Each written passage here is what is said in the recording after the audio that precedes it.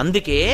పెద్దవాళ్ళు ఒక మాట చెప్తారు, నీ జీవితం పండాలి అంటే నీకు పూజ వచ్చా రాదా వదిలి,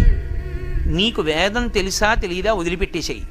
నువ్వు ఉపనిషత్తులు చదువుకున్నావా చదువుకోలేదా వదిలిపెట్టేయి, రామాయణ భారత భాగవతాలు తెలుసుకున్నావా లేదా వదిలిపెట్టేయి, దక్షిణామూర్తి యొక్క మూర్తిని చూస్తూ కూర్చోవడం నేర్చుకో, అదొక్కటి నేర్చుకో చాలు.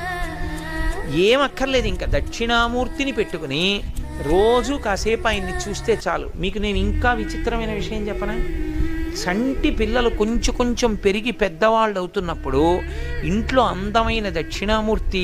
విగ్రహం ఉండి, విగ్రహం అంటే ఫోటో కనీసం ఉండి,